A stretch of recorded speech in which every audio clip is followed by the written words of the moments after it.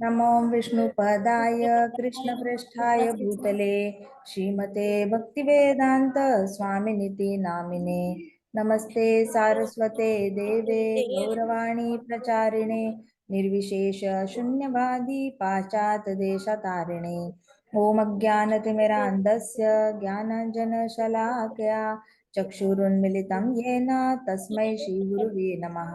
श्रीचैतन्यमनोभीष्टं स्थापितं येन भूतले स्वयं रूप कदा मह्यं ददाति स्वपदान्तिकम्।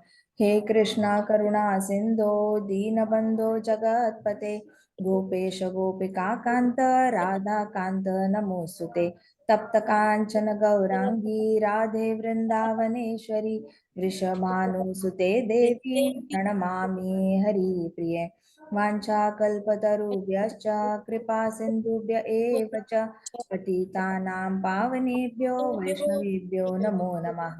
जय श्री कृष्ण चैतन्य प्रभो नित्यानंद श्री अद्वैत गदाधर शिवासादि गौरभक्तवृंदा।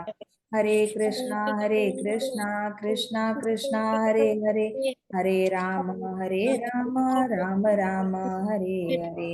ओम नमो भगवते वासुदेवाय।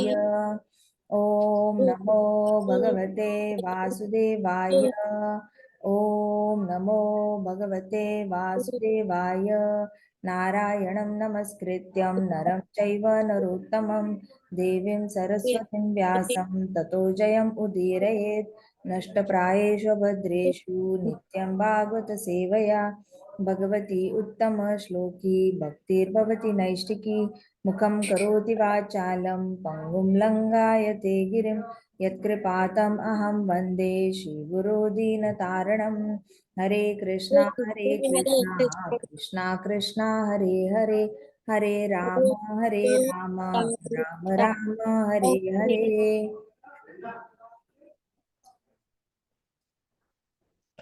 तो आज हम कहानी पढ़ेंगे श्रील भक्तिसिद्धांत सरस्वती महाराज की boxing with the sky. A highly conceited person used to consider everything on this earth to be very insignificant to his own estimate. Once he came to the conclusion that sky itself is most proud and apparently the strongest of all. Natural calamities like storm, shower, thunderbolts come directly from the sky. तो एक ऐसा इंसान था जो हमेशा अर्थ पे जो भी है ना, पृथ्वी पे जो भी है ना, उसको एक ऐसी इनसिग्निफिकेंट नजर से देखता था। इनसिग्निफिकेंट नजर मतलब है इतना बड़ा ब्रह्मांड है, ब्रह्मांड में ये देखो ये चीज इतनी सी छोटी है, इसका क्या, इसकी क्या इतनी वैल्यू। अब वो कोई भी चीज देखेगी, देखो हम लोग भी समझते हैं कि हम एक्चुअली देखा जाए तो डॉट के अंदर का डॉट है। ये पूरा जो मटेरियल वर्ल्ड है ये एक पूरे स्पिरिचुअल वर्ल्ड में एक तिल के साइज का है। ठीक है, तिल पता है ना, छोटे से तिल होते हैं। तिल के लड्डू खाते हो ना आप इस पे, तो वो छोटे तिल होते हैं ब्लैक कलर के, तो उतना तिल के साइज का ये पूरा मटेरियल वर्ल्ड है, पूरा भौतिक जगत। अब उसके अंदर हम तो इतना छोटा डॉट है।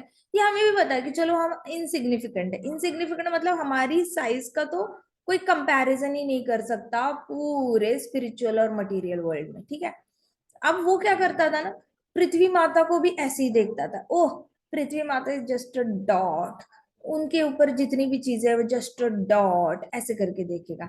हालांकि नजर ठीक है देखने की, लेकिन उसमें एरर है। प्रॉब्लम ये है कि भगवान की भी कोई चीज होगी ना तो उसको भी वो ऐसे डॉट देखेगा। अब जैसे हम टेम्पल जाते हैं, हम डीटीज को we don't consider them as dot. हम वृंदावन को भी we don't consider it, Brajbhumi जो है उसको एक डॉट की तरह हम नहीं कंसिडर करते। हमें पता है साक्षात धाम उतर आया है, अपनी मर्जी से एक्सपांड होता है, अपनी मर्जी से कॉन्ट्रैक्ट होता है। हमें पता है जगन्नाथपुरी का धाम कभी डूबता नहीं है, जब पूरा ब्रह्मांड एनिलेशन होता है, विनाश होता है तब। तो हमें ये चीजें पता है, तो हम उन चीजों को तो एटलीस्ट धामों को, मथुरा धाम है, जगन्नाथपुरी धाम, मायापुर धाम है, द्वारका धाम है, मथुरा धाम है, इन सबको हम बहुत रिस्पेक्ट से देखते हैं। लेकिन ये जो इंसान थे ना, वो बहुत ही ज्यादा हर चीज को ऐसे बहुत बड़ी साइज से कंपेयर करेंगे मटेरियल वर्ल्ड के ब्रह्मांड से, और हर चीज को एकदम छोटा सा समझते थे। एक बार क्या हुआ ना, फिर वो कंक्लूजन भी आ गया सोचते सोचते, ये ज्ञानियों का काम होता है। ठीक है, कल ही हमने पढ़ा था श्रीमद् भागवतम में, लॉर्ड कपिला कह रहे थे देवहूति माता को, माता ये ज्ञानी होता है ना, वो बड़े मेंटल स्पेक्युलेटर्स होता है। मतलब क्या, कि वो बहुत सारे शास्त्र पढ़ते हैं, क्वांटिटी में शास्त्र होते हैं ना। देखो ऋग्वेद, सामवेद, यजुर्वेद और ये सारे उपनिषद हो गए, ये सारे क्वांटिटी में बहुत नॉलेज है उसमें, तो मोटे मोटे ग्रंथ है, ठीक है, पढ़ने में कुछ गलती नहीं है, आप पढ़ो। लेकिन how much will you remember, and remember से ज्यादा आप एसिमुलेट कितना करोगे, आप कितना ज्यादा। देखो कृष्णा स्टोरीज को एसिमुलेट नहीं करना पड़ता, उसको समझना भी नहीं पड़ता, आप कृष्ण कथा बस सुनो, हरि कथा बस सुनो, और आपके हृदय में ऑलरेडी भगवान के लिए आसक्ति जाग चुकी होती है। सो ये होता है भक्ति योग, जिसमें आपको बहुत ज्यादा ये नहीं करना पड़ता, उसके तर्क वितर्क नहीं लगाने पड़ते। लेकिन जहाँ ज्ञान योग आता है, जहाँ ये बड़े बड़े वेद शास्त्र आए, ऋग्वेद, सामवेद, यजुर्वेद, ये सारे, फिर उपनिषद आए, 108 उपनिषद, पुराण आए, इतिहास आए, ये सारे, उसमें आपको दिमाग लगा के एनालाइज करना पड़ता है। तो ये ज्ञानी हर एक का सारा इंफॉर्मेशन लेते हैं और उसमें से अपना कंक्लूजन निकालते हैं कि अभी तक मैंने इतना पढ़ा है, मेरे हिसाब से तो भगवान ऐसे ऐसे है। तो अपने से उसको कहते हैं मेंटल स्पेक्युलेशन। क्या कहते हैं इसको, क्या कहते हैं? Mental speculation. Mental speculation, speculation मतलब अपनी मनगढ़ंत कहानियां बनाना, ठीक है। और उसको उस पे ऐसे विश्वास करना, इतना कॉन्फिडेंस से विश्वास करना ना, कि मैंने ये पढ़ा है and I am very damn sure कि ये चीज ऐसी ही है। अब कोई भी आगे डिबेट करेगा, वो बोलेगा नहीं मैंने इतना सब कुछ पढ़ा है, आई एम वेरी श्योर ये ऐसी ऐसी है। इसको मेंटल स्पेकुलेशन कहते हैं। तो उन्होंने फिर कंक्लूजन पे ही आ गए, ये जो स्काई है ना, it is all in all, मतलब स्काई ही सुप्रीम है। देखो इतनी ज्यादा हवा बहती है, इतना ज्यादा यहाँ पे कैलामिटीज होते हैं, ढेर सारी बारिश होती है, कभी कभी बाढ़ आती है, कभी अर्थक्वेक्स आते हैं, कभी कभी आंधी तूफान चलता है, लोग उड़ जाते हैं, एनिमल्स उड़ जाते हैं, घर उड़ जाता है। लेकिन देखो स्काई रिमेन्स अनटच्ड, स्काई पे कोई फर्क नहीं पड़ता, वॉल्केनोज आ जाए स्काई को टच नहीं कर सकते। तो वो कंक्लूजन पे आ गया कि sky is the strongest of all, उसने अपनी मर्जी से ये स्ट्रॉन्गेस्ट कर दिया। नाउ उसने कहा कि the clouds roar from the sky and this reflects that sky is very much boastful of its own position and as such the sky must be given a good lesson. तो उसने कहा, मन में सोचा कि देखो ये स्काई बहुत स्ट्रांग है, सबसे स्ट्रांग है, वो किसी भी चीज से अफेक्ट नहीं होता, और उसमें क्लाउड्स बैठते हैं, जोर जोर से गड़गड़ाहट करते हैं, बहुत जोर से गड़गड़ाहट करते हैं, अपनी मर्जी से बिजली भी चमकाते हैं और नीचे गिराते हैं पृथ्वी माता पर बिजली, अलग अलग प्लैनेट्स पे भी गिरती होगी, बहुत सारा नुकसान भी करते हैं। तो ये जब गड़गड़ाते हैं ना, इसका मतलब ये सारे क्लाउड्स है ना, बहुत ज्यादा प्राउड है अपने ऊपर, वो सबको डराना चाहते हैं। So they take pride in making others fearful, उसको ऐसा लगा। तो उसने कहा कि इस स्काई को ना थोड़ा गुड लेसन सिखाना पड़ेगा, माना कि तुम पावरफुल हो, लेकिन इसका मतलब ये तो नहीं ना कि तुम अपनी मनमानी करो, जब देखो गड़गड़ाहट की आवाज, जब देखो माता बिजली जी कड़कती। स्काई को घमंड हो गया था। उसने ऐसे बोला, अभी तक हाँ, पता नहीं है, ठीक है, आगे की कथा उसको पढ़ते हैं। लगा स्काई को घमंड लगा। हाँ, हाँ। उसको लगा कि स्काई तो बड़ा प्राइड है, बहुत प्राउड है, बहुत घमंड है उसको, कि ये क्या बात हुई भाई, जब देखो कहीं ना कहीं बिजली कड़कती रहती है, कहीं बिजली गिरती रहती है, बादल गरजते रहते हैं, बहुत बड़ी आवाज करते हैं, डरा देते हैं सबको। तो उसको लगा कि ये स्काई बहुत प्राउड है अपने आप से, उसको लेसन सिखाना पड़ेगा, उसको ना अच्छी सी ऐसे लेसन सिखाना पड़ेगा। तो उसने बोला according to this proud person speculated he should tear the sky apart by his own strong fist. उसने क्या डिसाइड किया पता है, वो जो स्काई है ना, उसको वो जोर से ऐसा पंच करेगा और स्काई को ऐसे फाड़ देगा, फिर ऐसे करके ऐसे स्काई को फाड़ देगा। उसका अहंकार का, उसको ये करना था, पूरा डिमिनिश करना था उसका प्राइड, उसको डिस्ट्रॉय करना था उसका अहंकार। So, with this determination in mind, one day he started vainly punching towards the sky in order to control it. उसने मन में ठान ली डिटर्मिनेशन से, जोर जोर से पंच करने लगा ऊपर, sky I am going to kill you, I am going to reduce your pride, what do you think about yourself, I am not going to leave you at all. ये क्या मनमानी चल रखी है, पृथ्वी माता को इतना इनसिग्निफिकेंट समझते हो? देखो वही लोग ऐसे बोलते हैं ना जिनके माइंड में कुछ चलता है, ठीक है। तो with this determination mind he started vainly punching towards the sky. In fact the sky remained unperturbed. मतलब स्काई तो अनडिस्टर्ब था ना, स्काई को क्या फर्क पड़ेगा कोई पंच कर रहा है, स्काई को फर्क पड़ सकता है? उसने ऐसा किया.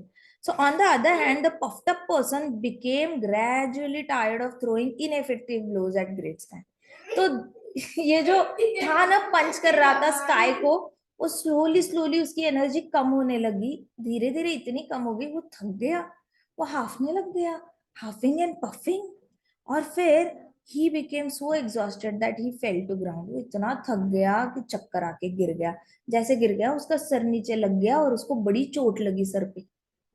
तो यहाँ पे भक्ति सिद्धांत सरस्वती महाराज कहते हैं कि the spiritual master and Vaishnavas remain unperturbed while they are engrossed in devotional service to Supreme Lord Shri Hari. Srila Bhaktisiddhanta Saraswati Maharaj की जय.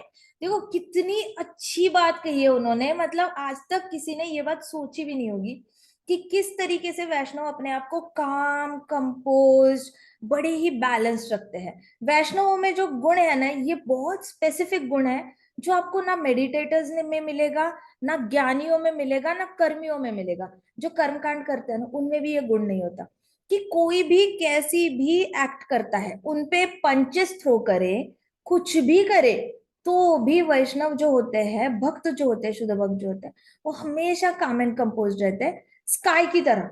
उनको इतू सबका फर्क नहीं पड़ता कि कौन क्या कर रहा है उनको, क्योंकि वो हमेशा भक्ति में अपने आप को बिजी रखते हैं. तो वैष्णव संत लोग जो होते हैं, संत महात्मा होते हैं, वो स्काई की तरह होते हैं. और जितने भी लोग उनको बुरा भला कहने वाले लोग होते हैं, किसी ना किसी चीज से उनको पिन पॉइंट करेंगे, देखो देखो अपने आप को संत कहते हैं लेकिन देखो तो इनके काम कैसे है, अरे आपने सुना उन्होंने ऐसे किया वैसे किया, जो भी है कभी कभी मुंह पे बोल देंगे, कभी पीछे बोल देंगे. तो भक्तिसिद्धांत सरस्वती महाराज कह रहे हैं, तो एक वैष्णव होता है ना, शुद्ध वैष्णव, वो भक्ति में इतना संलग्न, इतना ये रहता है, मग्न रहता है. मग्न मतलब बड़ा ही रमणती, रमणती च तुष्यंती च रमणती च. तुष्यंती च मतलब बड़ा सेटिस्फाइड रहता है और हैप्पी भी रहता है. सेटिस्फाइड और हैप्पीनेस ये मेन गहने हैं वैष्णव के, ठीक है. जैसे सहनशीलता गहना है ना, वैसे ही एक वैष्णव हमेशा हैप्पी रहता है और संतुष्ट रहता है. उसके अंदर कभी लैकनेस वाली फीलिंग नहीं होती कि मेरे पास ये नहीं है, मेरे पास वो नहीं है, काश मेरे पास वो होता, काश मेरे पास वो होता, ऐसी वाली फीलिंग भी नहीं होती. वो हमेशा संतुष्ट रहता है. तो ये कह रहे हैं भक्ति सिद्धांत सरस्वती महाराज कह रहे हैं कि भगवान श्री हरि की कृपा से हमेशा उनकी भक्ति में रत रहते हैं, तो ये लोग स्काई की तरह अनपर्टर्ब्ड रहते हैं, अनडिस्टर्ब्ड रहते हैं. While the mundane fools consider such real devotees responsible for all sort of calamities and derangements in the world for the boastful attitude. और ये मुंडेन फूल्स होते हैं, मतलब मूर्ख होते हैं. श्रील भक्तिसिद्धांत सरस्वती महाराज कह रहे हैं कि ये सारे जो भौतिक जगत के ये मूर्ख लोग होते हैं ना, वो संतों को ही जिम्मेदार ठहराते हैं ये सारा सोसाइटी में जो डिस्टर्बेंस हो रहा है ना उसके लिए. मैं एक एग्जांपल दूंगी. हमारे इंडिया में एक टेम्पल है और उसमें बहुत सारा ऐसे ये है, डायमंड्स है, गोल्ड है, ये सारा सब कुछ है, ठीक है. अब पहले वाले महाराजाओं ने किया होगा, सारा दान किया होगा, मंदिर बांधा, फिर उनका ऐसे कोष बनाया, उसमें स्टोर करके रखा. अब मंदिर की मैनेजमेंट अच्छे से अभी तक करती आई है उसको मैनेज. किसी ने लोभ नहीं दिखाया. वहां के जो पंडित है उनकी पीढ़ी ना पीढ़ी फैमिली ने सेवा की है वहां के भगवान की. अभी इतनी ज्यादा विष्णु भगवान की सेवा करने के बाद भी उनके मन में लालच नहीं आया, ना उन्होंने अपना कुछ बहुत पर्सनल सेंस ग्रेटिफिकेशन जो कहते हैं ना, अपनी खुद की इंद्रिय तृप्ति, बड़ा बंगलो, ऐसे फेरारी कार या पोर्श कार, ऐसे बड़ी बड़ी कार्स, ये ले सकते थे, चाहते तो कर सकते थे, लैविशली रह सकते थे, लग्जूरियसली रह सकते थे. लेकिन ये लोग दो धोती में रहने वाली फैमिली, दो साड़ी में अपना पूरा समय व्यतीत करने वाली फैमिलीज, इन पे क्या शक करना कि ये लोग पूरा मंदिर का कोष अपने ऊपर खर्च कर रहे हो. वो खर्च करेंगे तो भी बच जाएगा इतना मंदिर के लिए. तो गवर्नमेंट ने या जितने भी लोगों की नजर थी ना उस कोष पे, मंदिर के कोष पे, तो उन्होंने इस तरीके से कंप्लेंट डाली. उन्होंने बोला कि ये मंदिर में जितना भी है ना, ये लोगों ने लोगों से मांग मांग के दान लेते हैं, लेकिन गरीबी मिटाने के लिए कुछ नहीं करते। इतनी सारी बीमारियां चल रही है, देखो कोरोना मिटाने के लिए इन्होंने कुछ नहीं किया, रिसर्च में पैसे नहीं दिए इन लोगों ने, ढेर सारा देश में इतने गरीब लोग मर रहे हैं, उनके लिए कुछ नहीं किया। ऐसे करके, जबकि सारे मंदिर मिलजुल के कुछ ना कुछ कर रहे थे, एनजीओ कर रहे थे, ऐसा कोई नहीं था जो खाली बैठा था। कोशिश, सब लोग कोशिश कर रहे थे घर घर खाना पहुंचे, जहाँ पे खाना नहीं मिल रहा, जो रोड पे लोग है सबको मिल जाए। और कृष्णा जिसको चाहते हैं उसी को मिलेगा, कृष्णा नहीं चाहते उसको नहीं मिलेगा, सिंपल सी बात है। तो सब लोग अपनी अपनी तरफ से, लेकिन इन लोगों को देखा नहीं जा रहा था इनके पास से, तो इन्होंने बोला कि यही जिम्मेदार है सोसाइटी के, rich becomes rich, poor becomes poor वाली फिलोसॉफी को। ये लोग भगवान के नाम पे बहुत सारा पैसा लेते हैं और पैसा अपनी ही स्वार्थ के लिए यूज करते हैं। ऐसा क्या होता है मंदिर का मैनेजमेंट? आपको इतनी पैसे की जरूरत क्या है? आप रख क्यों रहे हो? आप सरकार को दे दो, सरकार देश की सेवा में लगाएगी। अब सबको पता है सरकार को दिया हुआ पैसा किसके पॉकेट में जाता है, सारा सरकार तो लोगों से ही बनी है ना, लोगों से ही बनी है ना, तो लोगों के पास ही जाएगा। तो लालची लोगों को बस पता करना होता है कहाँ से शॉर्टकट मेथड से पैसा आ सकता है। जो लोग मेहनत ही नहीं होते ना, जिनको मेहनत नहीं करना होता, उनको हमेशा शॉर्टकट्स करने होते हैं कि अरे शॉर्टकट से कम टाइम में इतना पैसा कमाओ, या फिर कम मेहनत करके ज्यादा पैसा कमाओ। ऐसे करके ये लोग शॉर्टकट्स मारने की कोशिश करते हैं। इसलिए कई सारे लोग क्राइम कर बैठते हैं। क्राइम मतलब जो गवर्नमेंट ने अलाउड नहीं है ऐसा काम करना। लेकिन ये मंदिर के लोग ऐसा कुछ कर ही नहीं रहे थे, लोग आके दान कर रहे हैं, ये थोड़ी ना जा रहे हैं किसी को मांगने के लिए। अब लोगों को बेनिफिट तो होता होगा, जो दान कर रहा है वो अगर इतू सा दान कर रहा होगा, उसको मिलता भी तो इतना होगा। कृष्णा को 4 फ्रूट क्या दिए फल वाली ने, पूरा टोकरा भर दिया कृष्णा ने, डायमंड से और मोतियों से सब कुछ भर दिया, पर्ल से। वैसे ही कृष्णदास कपूर जो थे, जो आए थे नमक का बिजनेस करने के लिए, और वृंदावन में उनकी यमुना में बोट फंस गई। अब वो गए ऊपर मदन मोहन जी को बोलने के लिए कि कृपा करके मेरी बोट ये कर दो, निकाल दो, वहां से फंस गई है, बारिश में सारा नमक घुल जाएगा पानी में और मेरा बिजनेस हैम्पर करेगा, प्लीज हेल्प मी। नीचे आए बोट खोलने के लिए, तो उसमें से एक गोनी जो थी, पूरी सारा नमक बच गया। वैसे तो जल्दी से अनहुक कर पाए, फंसी हुई थी बोट, वो निकाल पाए, लेकिन उसमें से एक गोनी थी ना, वो पूरी डायमंड से, मोतियों से और सोने चांदी हीरे के जवाहरात से भर चुकी थी। अब इतना था उनके पास लक्ष्मी कि उन्होंने मदन मोहन टेम्पल खड़ा कर दिया। So one has to understand कि ये लोग जो दान करने वाले लोग है ना, ऐसे ही एक्स्ट्रा है, बैंक में रखने का मन नहीं कर रहा इसलिए दे रहे, ऐसा नहीं है। उनको रिजल्ट्स भी तो आते होंगे, वो दान करते होंगे, उससे 10 टाइम्स उनको मिलता होगा। जब भी दान करते हैं ज्यादा उनका विश्वास बढ़ता है। तो कृष्णा जिनको लक्ष्मी चाहिए उनको दे भी देते हैं ताकि उनका विश्वास और बढ़े। उनका विश्वास बढ़ने के बाद वो भगवत गीता को शरणागति आ जाएगी, भक्तों के साथ उठना बैठना शुरू करेंगे, गुरु की शरणागति लेंगे, फिर जाके हरि नाम की शरणागति लेंगे। हरि नाम की शरणागति ली तो फिर उनको वैकुंठ जाने से कोई नहीं रोक सकता। तो ये स्टेप्स है भगवान के पास जाने के लिए। भगवान कोई रिश्वत नहीं दे रहे किसी को, लेकिन भगवान बस आपकी आस्था चेक कर रहे हैं। आपकी आस्था अगर लक्ष्मी आने से बढ़ती है तो Krishna will say so beat. आपकी आस्था अगर अच्छी हेल्थ आने से बढ़ती है तो Krishna will say so beat, तथास्तु। तुम्हारी हेल्थ हेल्थ अच्छी हो जाएगी, फिर तुम्हें विश्वास होगा मैं प्रेजेंट हूँ, कोई बात नहीं, मैं तुम्हारी हेल्थ ठीक कर लेता हूँ। तुम्हें पैसा आ जाएगा ज्यादा, तब तुम विश्वास करोगे कि मैं हूं, मैं तुम्हें देख रहा हूँ और तुम शरण आ सकते हो, मैं तुम्हें घर ले जाने के लिए वेट कर रहा हूँ, मैं बहुत करोड़ों करोड़ों सालों से वेट कर रहा हूँ। तो ठीक है, मैं तुम्हें जो चाहिए देता हूँ, बस आस्था रखो, श्रद्धा रखो।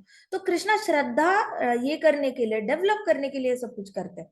लेकिन ये जो मूर्ख लोग होते हैं ना, वो कहते हैं कि मंदिर लूटे जा रहा है, डोनेशन ले रहा है, डोनेशन।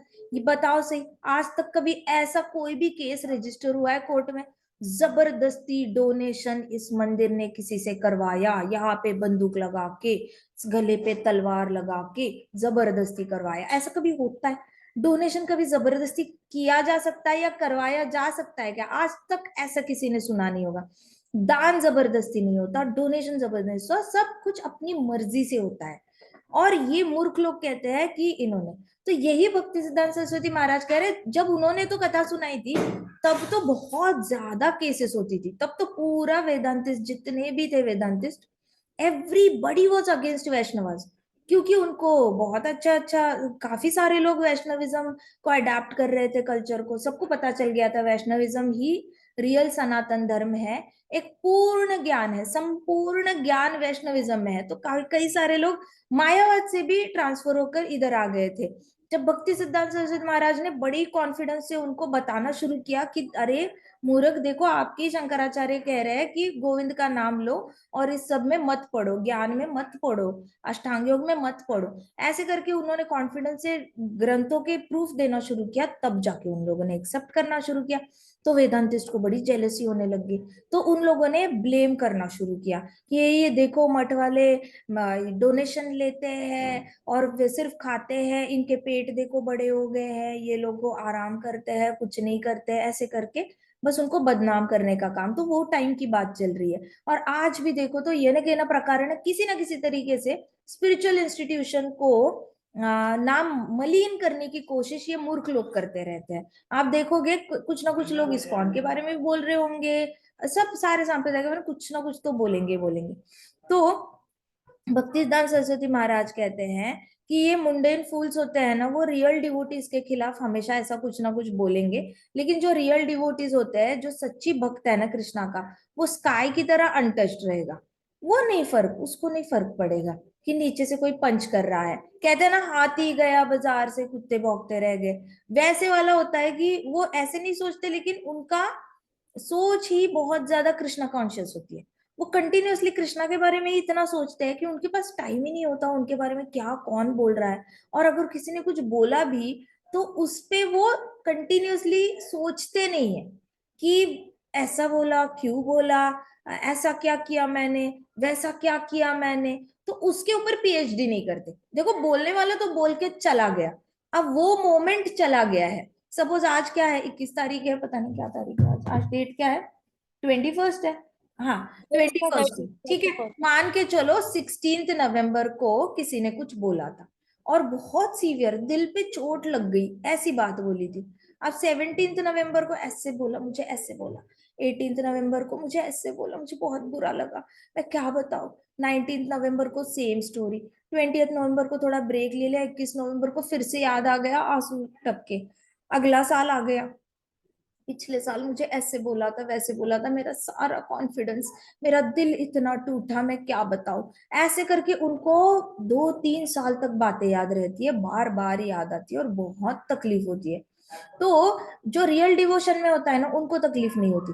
रियल डिवोटीज जो होते हैं वो वही की बात वहीं पे छोड़ देते हैं। अच्छा ऐसे बोला, ओके ठीक है, माता अच्छा जी, हो गया। हाँ, सो क्या होता है ना कि ये कभी सारी बातें भी उनके दिल पे नहीं लगती, क्यों, एक कान उनके से हृदय में तो, सुनते हैं आप दूसरे कान से हाँ बाहर ऐसे करना नहीं पड़ता होता, है। ऐसे कभी नहीं जो होता। भी वो कहते हैं ना कि यहाँ से सुनो, यहाँ से निकाल दो, एक बार यहाँ से एंटर कर गया ना, यहाँ पे उसका मैप बनेगा ही बनेगा, यहाँ से भाग नहीं निकलते। लेकिन डिवोटीज का मैप ही नहीं बनता। हाँ, डिवोटीज निकलता है। कॉन्स्टेंटली कृष्णा के बारे में सोचते रहते हैं, हृदय में कृष्णा होते हैं। हरे कृष्णा, एक मिनट, जस्ट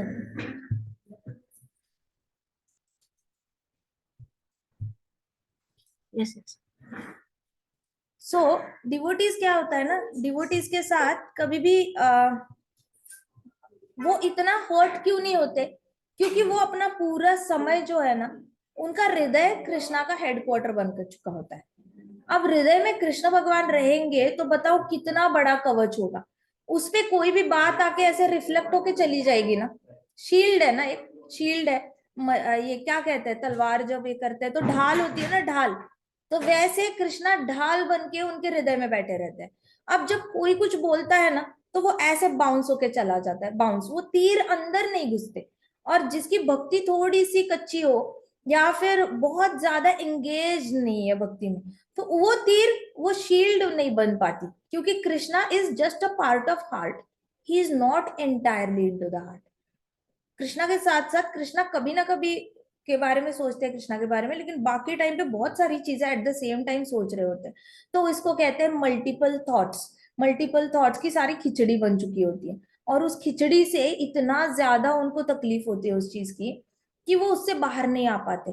और बाहर नहीं आ पाते तो ज्यादा तकलीफ होती है। इसका मतलब क्या, वो जो इंसान पंच कर रहा था ना स्काई को, तो वो स्काई की तरह नहीं रहते, उनको वो पंचेस लगते हैं और तकलीफ भी होती है, बट डिवोटीज को ऐसे पंचेस लगते नहीं है, उनको तकलीफ नहीं होती। आप नामाचार्य श्रीला हरिदास ठाकुर जी की कथा ले लो, जहाँ पे श्रीला हरिदास ठाकुर जी को इतना बोला गया कि अरे यू आर बॉर्न इन, वो एक्चुअली ऐसी फैमिली में बॉर्न हुए थे जहाँ पे हरि नाम नहीं लिया जाता बिल्कुल भी, तो किसी और धर्म की बॉडी थी, तो इसलिए वहां पे हरि नाम नहीं लिया जाता था, तो उनको बहुत क्रिटिसाइज किया जाता था कि तुम हरि का नाम ले रहे हो, तुम हरि का नाम ले रहे हो। और मुगल राजा जो था उसको इतना गुस्सा आया, उसने 7 मार्केट्स में ले जाके चाबुक से 100 कोड़े मरवाए, ताकि कोई भी लोग वहां पे आकर ये ना करे, लेसन ले कि देखो आप लोगों ने अगर हरे कृष्णा कृष्णा कृष्णा हरे हरे, हरे राम राम राम हरे हरे, आप लोगों ने अगर ये सब कुछ किया तो फिर आपको भी ऐसे ही कोड़े पड़ेंगे। तो उनको डर पैदा करना था, दहशत पैदा करनी थी पूरे मार्केट के लोगों के सामने कि गलती से भी अपना धर्म बदलकर हरे कृष्णा का महामंत्र नहीं बोलना। लेकिन नामाचार्य श्री हरिदास ठाकुर जी थे, उन्होंने हरे कृष्णा महामंत्र चैंट करना छोड़ा ही नहीं। उनको देखो कोड़ों की भी फर्क नहीं पड़ रहा था, कोड़ों से भी। लिटरली रात को चैतन्य महाप्रभु की पीठ पे देखा तो चैतन्य महाप्रभु के पीठ पे सारे कोड़ों के निशान आ गए थे, red red red red red red. और शिला हरिदास ठाकुर रात को ठीक हो गए थे। मतलब जब भी शिला हरिदास ठाकुर जी कोड़ों की मार खा रहे थे ना, उनके ऊपर चैतन्य महाप्रभु ऐसे पलटी मार के वो ले रहे थे अपनी पीठ पे सारी मार, और शिला हरिदास ठाकुर जी को बचा रहे थे। और तब Srila Haridas Thakur constantly he was able to chant. तो भक्तों का जो सहनशीलता, डिपेंडेंसी होती है ना कृष्णा पे, और विश्वास होता है ना, वो इतना गहरा होता है, इतना ज्यादा गहरा होता है कि उनको पता होता है कि मेरे कृष्णा भगवान आएंगे, मेरा रक्षण करने के लिए आएंगे, और मैं हरि नाम लेना नहीं छोड़ूंगा। सो ये होता है रियल डिवोटीज, जिनको ऐसे मूर्ख लोगों से फर्क नहीं पड़ता जो pretend to be punching the sky, और वो थक के गिर जाते हैं। वैसे ही हुआ था नामाचार्य श्री हरिदास ठाकुर जी को, जो कोड़े मार रहे थे ना, तो कोड़े मारते वक्त भी मारते मारते वो थक गए, 7 मार्केट्स में 700 कोड़े। अब जो कोड़े मारने वाला था ना, वो नामाचार्य श्री हरिदास ठाकुर जी को बोला, प्रभु जी रोक दो ना हरि नाम लेना, हम थक गए हैं, हमारे हाथ दर्द करने लगे हैं, कृपा करके आप रोक दो। ऐसे करके उन्होंने रिक्वेस्ट करा। तो नामाचार्य श्री हरिदास ठाकुर जी को फिर ऐसे नामाचार्य श्रीवास ठाकुर ने अनकॉन्शियस होने का नाटक किया, फिर उनको उठा के साइड में लेके गए, तो वहां पे चैतन्य महाप्रभु दिखे, जिनके पीठ पे सारे कोड़ों का ये हुआ था। सो उसको बचाने के लिए, मारने वाले को बचाने के लिए अनकॉन्शियस हुए, नहीं तो नहीं होना था उन्होंने, क्योंकि वो तो कंटिन्यूअसली हरि नाम, बॉडी स्पिरिचुअलाइज हो गई थी। जो बॉडी स्पिरिचुअलाइज हो गई है उसको कौन भला मार सकता है? स्पिरिचुअलाइज्ड बॉडी मतलब वो earth water fire air ether की रहती ही नहीं है।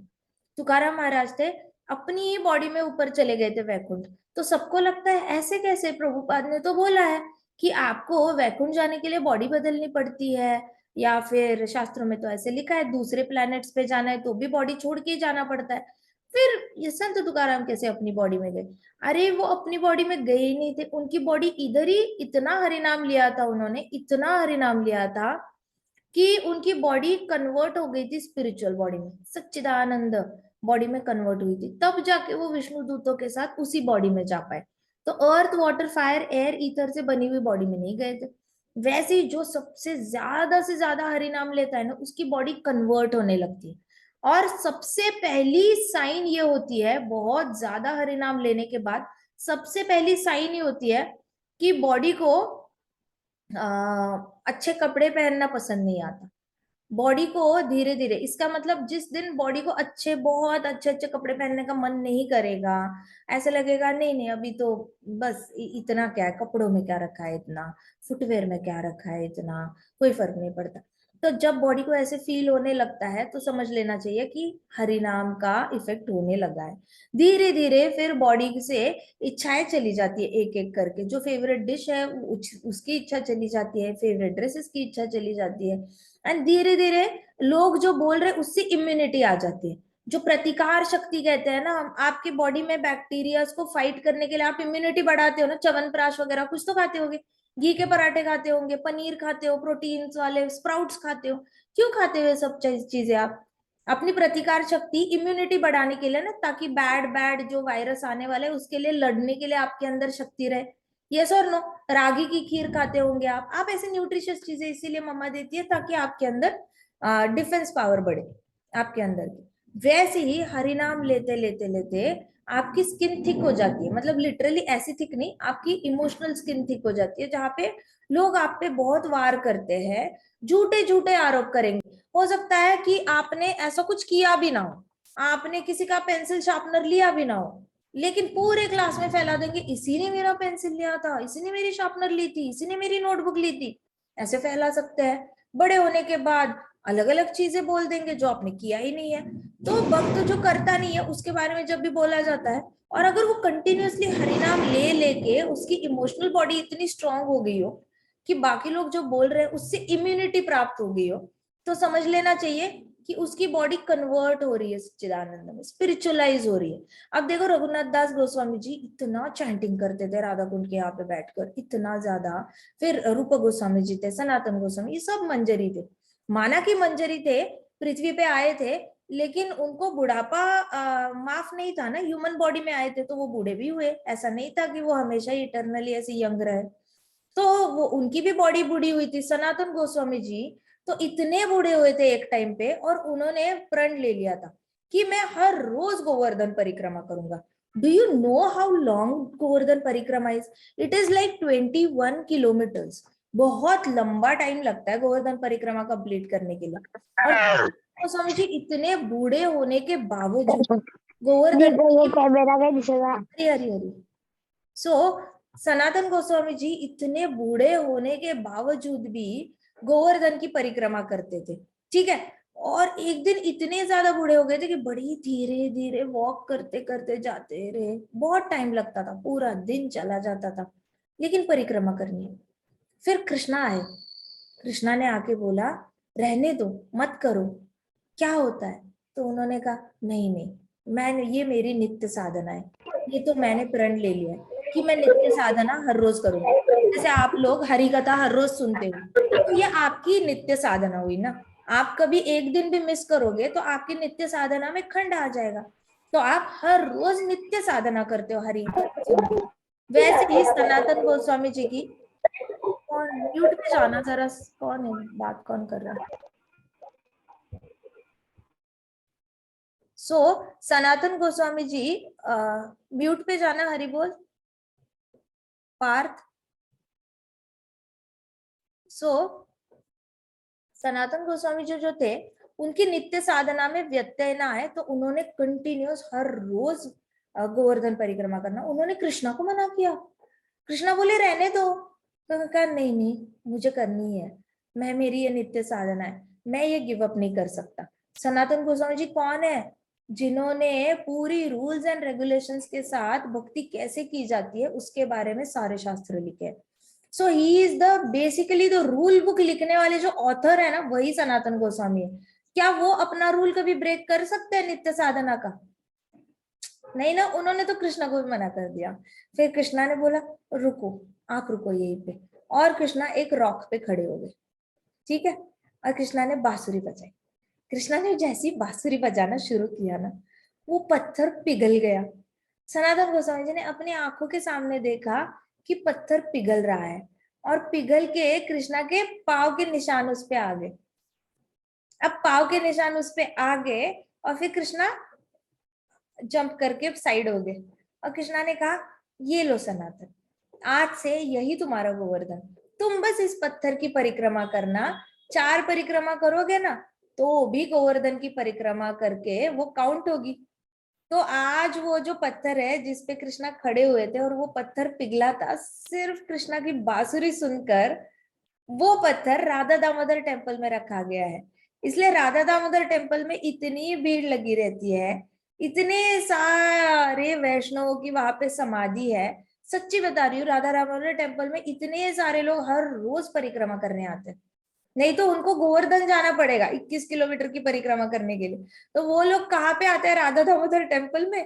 टेम्पल में परिक्रमा करते हैं, तो उनकी 4 परिक्रमा करते हैं टेम्पल की, बस उनकी हो गई एक गोवर्धन परिक्रमा, क्योंकि कृष्णा ने सनातन गोस्वामी जी को बोला, तुम इसकी परिक्रमा करो, it is equal to Govardhan परिक्रमा। सो इस तरीके से उन्होंने ऐसे परिक्रमा करी। सो ये जो भक्त होते हैं ना, ऐसे शुद्ध भक्त होते हैं, वो अपने रूल्स कभी ब्रेक नहीं करते। अब बताओ सनातन गोसाई जी के बारे में कोई कुछ बोलने जाएगा, उनके पास टाइम है सोचने का तुम क्या बोल रहे हो? अरे बोलो जो बोलना है, मुझे तो गोवर्धन परिक्रमा फिनिश करनी है। तुम बोलते रहो, तुम बोलते रहो, मुझे तो गोवर्धन परिक्रमा फिनिश करनी है। अब सोचो हम 16 माला करते हैं, कोई हमें कुछ आके बोल रहा है, हम बोलेंगे अच्छा ठीक है, ऐसे बोला गया, ओके ठीक है, मेरे 8 राउंड्स बाकी है, मैं इतना करते हो फिर सोचता हूँ उसके बारे में, and then will keep chanting. So जो बिजी रहता है ना डिवोशनल सर्विस में, उस पे ये सारी चीजें एक्ट नहीं करती। Because of this false apprehension about Vaishnavas, many such people exhibit their unfounded misdemeanors towards honest devotees most unreasonable, but their false attempt of punching goes all in vain. तो क्या होता है ना, इनके मन में बहुत ईर्ष्या होती है वैष्णवों के खिलाफ। एक तो लोगों को देखा नहीं जाता कोई हैप्पी है तो, ठीक है। जैसे भक्ति भक्ति विनोद ठाकुर जी कहते हैं ना, पर सुखे दुखे लागे, पर दुखे सुखी लागे। तो दूसरे का दुख में बड़ा सुख लगता है लोगों को, और दूसरों के सुख में बड़ा दुख लगता है। जैसे पड़ोसी के घर में बड़ी कार आ जाए, हाँ उनके पास इतनी बड़ी कार हमारे पास नहीं है, बुरा लगेगा। पड़ोसी के घर में बहुत बड़ी प्रॉब्लम आए, कोई नेबर का बच्चा फेल हो जाए, हाँ थैंक गॉड हमारा बच्चा तो फेल नहीं हुआ, उसका बच्चा फेल हुआ। इसको क्या कहते हैं? पर दुखे सुखी लागे, पर सुखे दुखी लागे।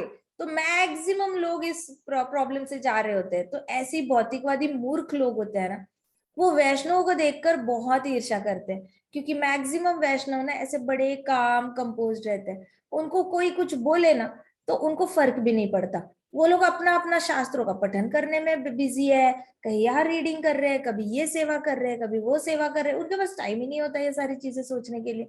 तो वो लोग प्लान करते रहते हैं, कंटिन्यूअसली कुछ ना कुछ प्लान करेंगे वैष्णव को तंग करने के लिए। जैसे मुझे याद है चैतन्य महाप्रभु हर रोज शाम को ना कीर्तन संकीर्तन करते थे। उनका जो घर था श्रीनिवास आचार्य का, वहां पे घर में हमेशा कीर्तन चलता था, और लाउडली कीर्तन चलता था। अब साइड के ही घर में ना काली माता के भक्त रहते थे, ठीक है, आर्डन डिवोटीज ऑफ काली माता। उनको बड़ा गुस्सा आता था, ये क्या है, रात को कीर्तन करते हैं, इनको पता होना चाहिए कि रात को किसी को डिस्टर्ब नहीं करते, क्यों करते हैं कीर्तन। और चैतन्य महाप्रभु अपनी लीलाएं करते थे, कभी अपना वराह रूप दिखाते थे, कभी नरसिम्हा रूप दिखाते थे, और अलग अलग रूप दिखाते थे, और लीला चलती रहती थी। तो फिर एक दिन क्या किया ना, वो भक्त थे, उनमें से एक ने रात को उनके घर के बाहर जो थे, कई सारे ऐसे नींबू कटे हुए डाले, और टिपिकल ब्लैक मैजिक वाला जो होता है ना, कुछ किया तो था नहीं, लेकिन ब्लैक मैजिक वाली जितनी भी चीजें होती है ना, वो थाली ही वहां पे बाहर रखी, ठीक है। वो थाली बाहर रखी, और बहुत सारा मतलब गलत गलत चीजें, जितना भी ब्लैक मैजिक में यूज करते हैं ना, सामग्री कहते हैं, जैसे यज्ञ में सामग्री होती है, वैसे ब्लैक मैजिक में सामग्री होती है। कुछ ना कुछ होता होगा, नींबू वींबू ऐसे, मिर्ची एंड ऑल दो स्टफ। तो उन्होंने वो सारा थाली में बाहर रख दिया, और सुबह ये लोग बहुत शोर मचाने लगे, सुबह सुबह, अरे अरे अरे, देखो रे देखो, ये कीर्तन के नाम पे ये लोग क्या करते हैं, देखो इनके घर के बाहर क्या मिला, ये मिला वो मिला, वो कीर्तन नहीं करते, वो सब पे जादू टोना करते हैं, सबका नुकसान करते हैं, ऐसे वैसे। तो ऐसे मूर्ख लोग होते हैं जो ईर्ष्या से कुछ ना कुछ प्लानिंग एंड प्लॉटिंग करते हैं वैष्णव को पुट डाउन करने के लिए। लेकिन वैष्णव इससे कुछ भी अफेक्ट नहीं होते। चैतन्य महाप्रभु को कोई फर्क ही नहीं पड़ा, ये लोग बोल रहे, झूठ बोल रहे हैं, उनको समझ में आया है। बाकी सारे भक्तों को भी पता चला कि अरे ये सब लोग तो बस ड्रामा कर रहे हैं, इनको देखा नहीं जा रहा कि हम अच्छे से कीर्तन कर रहे हैं और अच्छे से अपनी लाइफ जी रहे हैं। सो Vaishnavas as ever benevolent great sky remain calm and quiet while the atheists themselves undergo continued material agonies. वैष्णव हमेशा काम एंड पॉइज्ड रहते हैं, शांत रहते हैं, स्थित धीर मुनि रुच्यते। क्या है स्थित धीर? मतलब सुख में भी सेम, दुख में भी सेम, ऐसे काम रहते हैं। और जो अथीस्ट होता है, नास्तिक होता है ना, वो अपने ही कर्मों से हमेशा दुखी रहता है, हमेशा, क्योंकि उसके पास कोई हायर पावर है नहीं जिसको वो लुकअप टू करे। और होप, देखो लाइफ में जीने के लिए ना आपके पास कुछ ना कुछ एक आशा होनी चाहिए कि सब ठीक होने वाला है। हमारी लाइफ में कुछ कुछ ऐसे इवेंट्स आते हैं, प्रॉब्लम्स आते हैं, जब हमें ऐसे लगता है कि क्या ये कभी ठीक होगा, लगता तो नहीं कभी ठीक होगा, ये ऐसे ही चलता रहेगा, मुझे तो लगता है ये मरते दम तक ऐसे ही मुझे सहना पड़ेगा।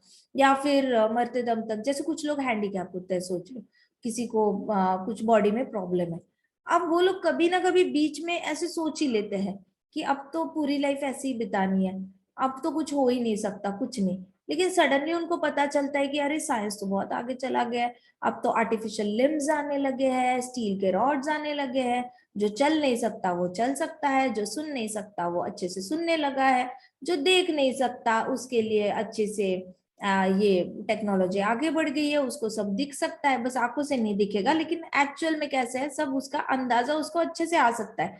ऐसे अलग अलग टेक्नोलॉजीज बनी है। लेकिन जब तक तो ये चीज पता नहीं चलती ना, तब तक वो ऐसे निराशा में सोचता रहता है कि कभी कुछ नहीं बदलने वाला। अभी अभी मेरे आंखों के सामने अंधेरा है, अभी मैं चेयर से उठ के 2 स्टेप आगे जाके पेन भी नहीं पकड़ सकता, अभी मैं चाहे एक बुक लिखना चाहूँ तो बुक नहीं लिख सकता क्योंकि मेरे फिंगर नहीं है, हैंड नहीं है। तो फिर इन लोगों को ऐसे लगता है कि मेरी स्थिति कभी नहीं बदलने वाली, ये हमेशा ऐसे ही है क्योंकि I am born that way, या फिर मेरा नसीब खराब है। तो इस तरीके से वो बहुत ज्यादा निराश होते हैं जो कृष्ण भगवान पे विश्वास नहीं रखते। तो इनको नास्तिक ही कहेंगे, जो भगवान पे विश्वास नहीं रखता और बहुत ज्यादा दुखों के सागर में डूब जाता है। लेकिन जैसे ही ऐसा कुछ आता है तो उनको लगता है कि अरे साइंस कितना एडवांस हुआ। उन्हें ये नहीं पता कि वो साइंस को एडवांस होने के लिए जिसको ये आइडिया दी वो भी कृष्णा ने दी, जिस ये आइडिया एग्जीक्यूट हुई वो भी कृष्णा ने एग्जीक्यूट कराई, फिर इनके तक ये टेक्नोलॉजी पहुंची है। But they don't acknowledge Krishna's presence. तो नास्तिकों के साथ क्या होता है ना, सपोज ऐसा कुछ हो जाए और उसके लिए साइंस में सोल्यूशन ही नहीं है, आज भी there are more than like 100 diseases जिसके लिए साइंस में आज तक दवाई बनी ही नहीं है, उसके लिए बस प्रिकॉशन ही है। आप वैक्सीनेशन लो ठीक हो जाओ, दवाई नहीं बनी, मतलब अगर हो गया तो उसके लिए आपके पास कोई सोल्यूशन नहीं है। तो ऐसे है, लेकिन कृष्णा के पास तो सारे सॉल्यूशंस है। बट काफी सारे लोगों को ऐसे लगता है ना कि उनके दुख कभी खत्म ही नहीं हो सकते। तो ऐसे लोग नास्तिक होते हैं क्योंकि नास्तिक लोगों के पास ही होप नहीं होती। भक्तों के पास हमेशा एक पॉजिटिव रे ऑफ हैप्पीनेस होता ही होता है। उनको हमेशा होप होती है कि कृष्णा एक ना एक दिन सब ठीक करने वाले हैं, ये सारा कृष्णा का प्लान है। अभी का जो समय है वो टफ चल रहा है, लेकिन एक ना एक दिन सब ठीक होने वाला है।